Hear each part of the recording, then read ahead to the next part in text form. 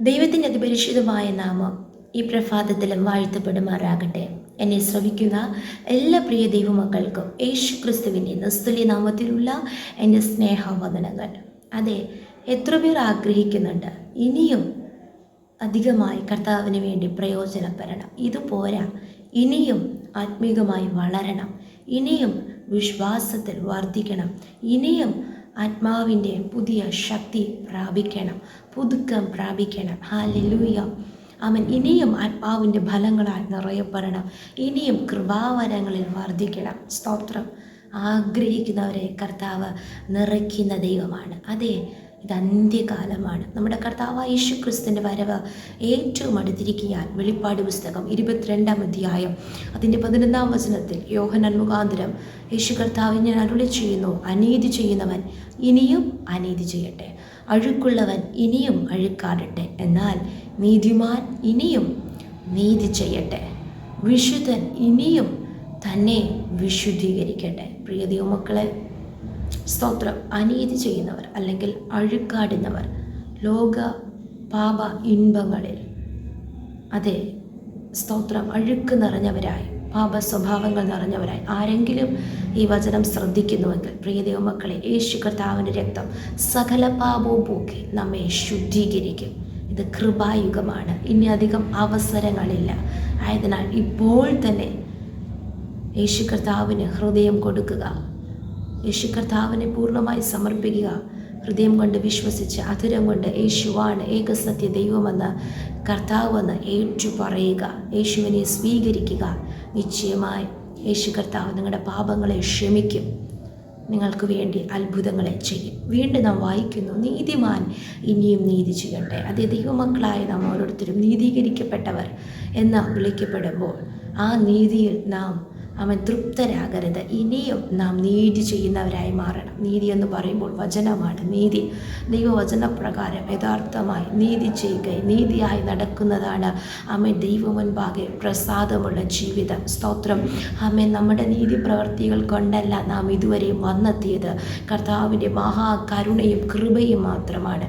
അങ്ങനെയാണെങ്കിൽ ഇനിയും സ്തോത്രം, കർത്താവ് നമ്മിൽ നിന്ന് ആഗ്രഹിക്കുന്നത് ഇനിയും നാം നീതി ചെയ്യണം, ദൈവഹിത പ്രകാരമുള്ള കാര്യങ്ങൾ ചെയ്യണം. സ്തോത്രം. ദൈവവചനാടിസ്ഥാനത്തുള്ള കാര്യങ്ങൾ നാം ഇനിയും ദൈവത്തിന് പ്രസാദമാകുമെന്ന് നാം ചെയ്യണം. നാം ഒരിക്കലും തൃപ്തരാകരുത്, ഇപ്പോൾ നാം ചെയ്യുന്ന നല്ല പ്രവൃത്തികളിൽ തൃപ്തരാകരുത്, ഇനിയും നാം ചെയ്യണം.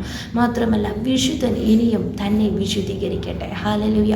ഞാൻ വിശുദ്ധവാനാണ്, ഞാൻ വിശുദ്ധനാണ്, ഞാൻ വിശുദ്ധമതിയാണ് എന്ന് പറയുന്ന നാം ഓരോരുത്തരും ഹല്ലേലൂയ ഇനിയും നാം നമ്മെ തന്നെ വിശുദ്ധീകരിക്കണം. കാരണം പാപം നിറഞ്ഞ, അനീതി നിറഞ്ഞ, ലംഘനങ്ങൾ നിറഞ്ഞ സ്തോത്രം സ്തോത്രം സ്തോത്രം ഹല്ലേലൂയ ഈ ലോകത്താണ് നാം ജീവിക്കുന്നത്. നിശ്ചയമായി ഹല്ലേലൂയ അതിൻ്റെ സ്തോത്രം സ്തോത്രം സ്തോത്രം ആ മായ ഇൻപങ്ങൾ പലപ്പോഴും നമ്മെ മാടി വിളിക്കാറുണ്ട്. എന്നാൽ ഹല്ലേലൂയ നമ്മുടെ ചിന്തയിലോ നമ്മുടെ നോട്ടത്തിലോ നമ്മുടെ പ്രവൃത്തിയിലോ നമ്മുടെ നിരൂപണത്തിൽ പോലും യാതൊരു അശുദ്ധി വരാതിരിക്കേണ്ടതിന് ഓരോ നാളും ഓരോ നിമിഷവും നാം നമ്മെ തന്നെ ശോധന ചെയ്ത് നാം വിശുദ്ധീകരിക്കണം. പ്രൈസലോ. നീതിമാൻ വിശുദ്ധൻ ഇനിയും തന്നെ വിശുദ്ധീകരിക്കട്ടെ. നാം നമ്മെ തന്നെ ദൈവകരങ്ങളിൽ പൂർണ്ണമായി സമർപ്പിച്ചുകൊണ്ട് ആ കർത്താവിൻ്റെ വിശുദ്ധി നാം ഇനിയും പ്രാപിക്കുവാൻ അധികം നാം ഉത്സാഹിക്കണം. ഇനിയും ഇനിയും ഈ വിശുദ്ധിയിൽ നാം തൃപ്തരാകരുത്. ഹല്ലേലൂയ. സ്തോത്രം സ്തോത്രം. യേശു കർത്താവ് തന്നെ മത്തായിയുടെ സുവിശേഷം 5-ാം അധ്യായം അതിൻ്റെ 3-ാം വചനത്തിൽ ഇങ്ങനെ പറഞ്ഞു, ആത്മാവിൽ ദരിദ്രരായവർ ഭാഗ്യവാന്മാർ, സ്വർഗരാജ്യം അവർക്കുള്ളത്. അതെ, നാം ഓരോരുത്തരും അവകാശപ്പെടുന്നതാണ് സ്വർഗരാജ്യം എനിക്കുള്ളത്. എനിക്ക് വേണ്ടി കർത്താവ് ഭവനമൊരുക്കുവാൻ പോയിരിക്കുന്നു.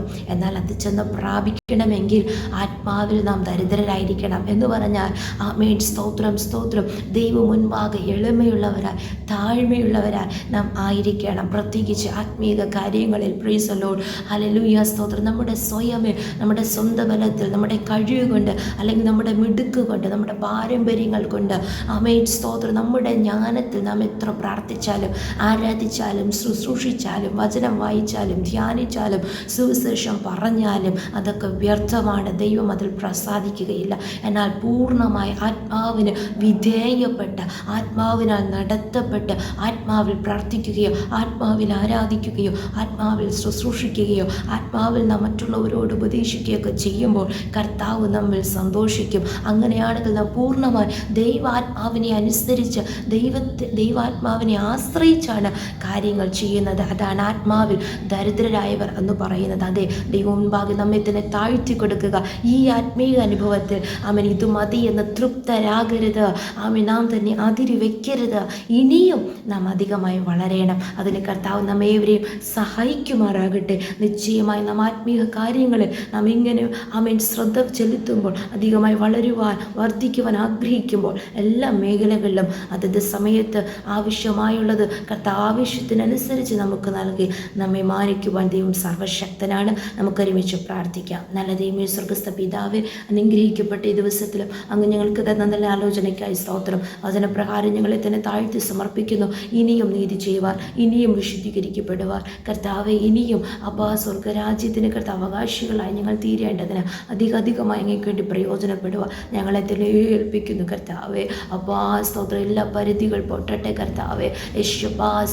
സ്തോത്രം. ഞങ്ങളെ തന്നെ അടക്കി വയ്ക്കാതെ ഇനിയും ദൈവത്തിന് പൂർണ്ണമായി സമർപ്പിച്ചുകൊണ്ട് ദൈവം ആഗ്രഹിക്കുന്ന നളവൾ ഉപയോഗിക്കപ്പെടുക ഞങ്ങളെ തന്നെ ഏൽപ്പിച്ചു പ്രാർത്ഥിക്കുന്നു. വചനം കേൾക്കുന്ന എല്ലാവരെയും അനുഗ്രഹിക്കണം.